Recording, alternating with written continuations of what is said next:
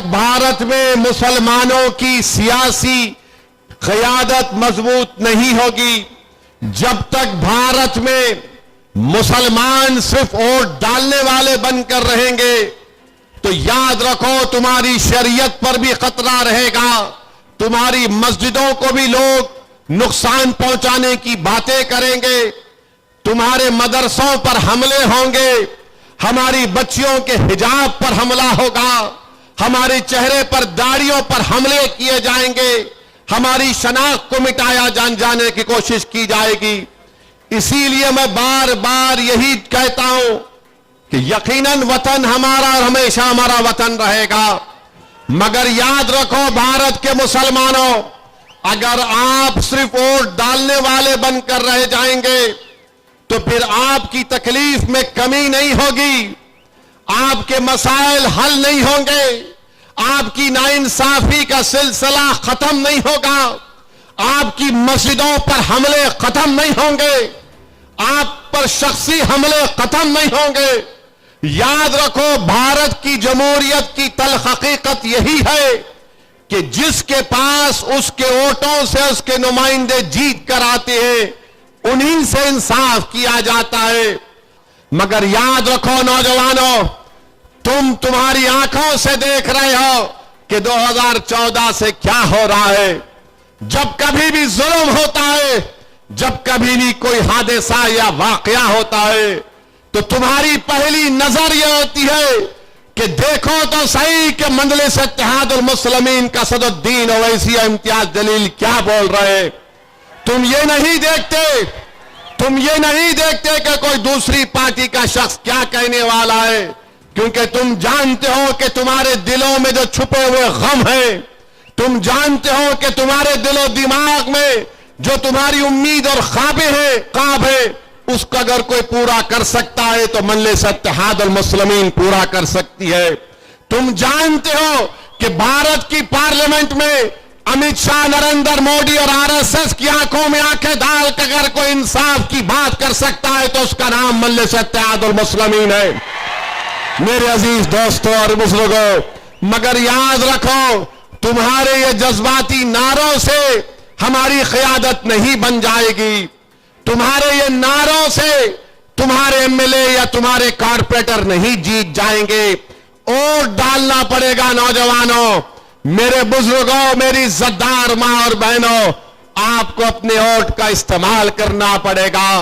मोदी भारत के 19 करोड़ मुसलमानों को सजा दे रहे, इसलिए कि 2024 में हमने मोदी के 370 के ख्वाब को चुकनाचूर कर दिया, उसको मिलिया मटिया मलीट मला दिया। इसलिए मोदी अब कह रहे कि मुसलमानों के पीछे पड़ जाओ, मैं वक्फ का कानून लाऊंगा। मैं बुलडोजर से, जब मैंने पार्लियामेंट में कहा कि मोदी के बुलडोजरों ने मुसलमानों के घरों को तोड़ दिया, तो बीजेपी के लोग बड़े खफा हुए, उठ गए। मैंने कहा कि तुम्हारे यहां पर इतनी बड़ी तादाद में खड़े होकर पुकारने से तुम मेरी जबान को बंद नहीं कर सकोगे। तुम यहां पर 240 हो, मगर याद रखो मैं 19 करोड़ आवाम का एक गुलाम बनकर, उनकी जबान बनकर तुम्हारे सामने उनके इंसाफ की बात करने आया हूं। मैं पार्लियामेंट को इसलिए नहीं गया कि वहां पर बैठकर मोदी के भाषण को सुनो, मैं पार्लियामेंट को इसलिए नहीं आया कि तुम जुल्म के बुनियाद पर कानून को बनाओगे तो हम अपनी जबानों को बंद कर लेंगे।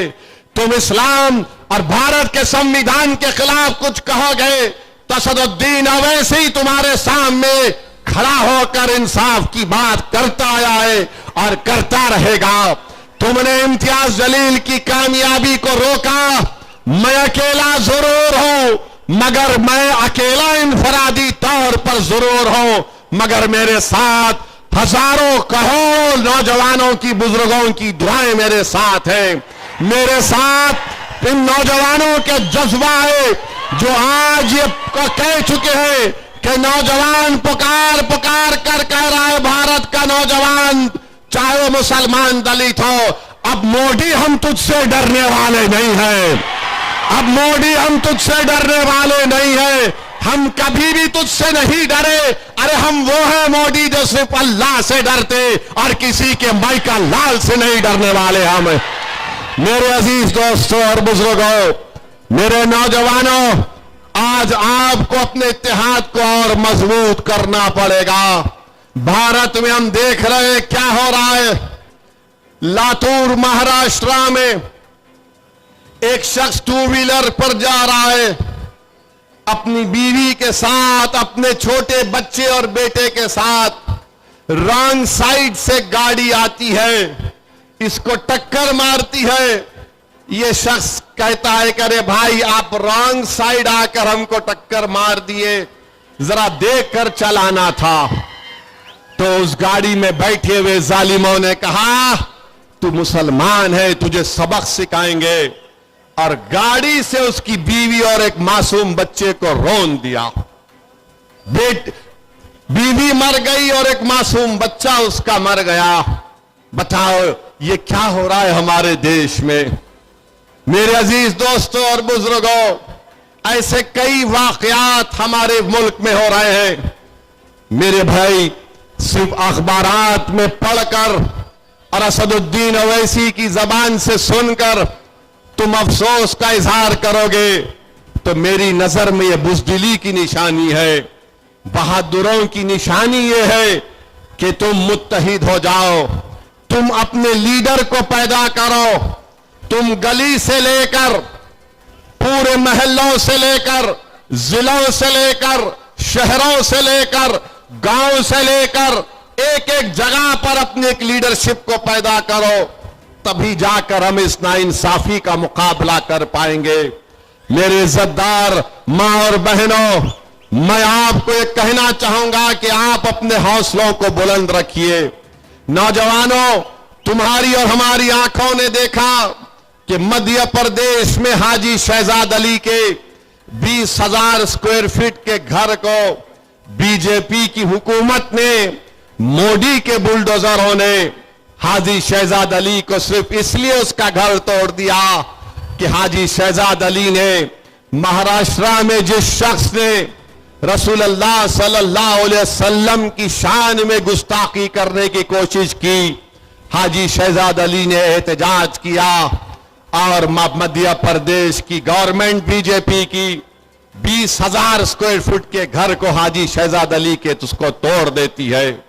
मेरे अजीज दोस्तों और बुजुर्गों, यही चीजें हैं जो हमको पुकार पुकार कर कह रही नौजवानों कि अगर तुम सिर्फ नारे लगाओगे, तुम सिर्फ सीटियां बजाओगे, इससे नतीजा नहीं निकलेगा। नौजवानों, नतीजा उस वक्त निकलेगा जब तुम अपनी पार्टी के लीडरशिप को मजबूत करोगे। नतीजा उस वक्त निकलेगा जब महाराष्ट्र के आने वाले असेंबली इंतखाबात में इम्तियाज जलील की क़यादत में अगर मजलिस इत्तेहादुल मुस्लिमीन के 8-10 एमएलए कामयाब होकर जाएंगे और मजलिस के एमएलए कामयाब होकर जब महाराष्ट्र के असेंबली में जाएंगे और उसके बाद अगर कोई रसूलुल्लाह सल्लल्लाहु अलैहि वसल्लम की शान में गुस्ताखी करने की कोशिश करेगा, उसके बाद अगर कोई रोड पर चलने वाले हमारे एक मासूम को अपनी गाड़ी से रौंदेगा इसलिए कि मुसलमान है, तो फिर उसको मालूम होगा कि महाराष्ट्र के असेंबली में जब मजलिस के एमएलए रहेंगे तो कोई माइका लाल ये हरकत नहीं कर सकता इंशाअल्लाह ताला।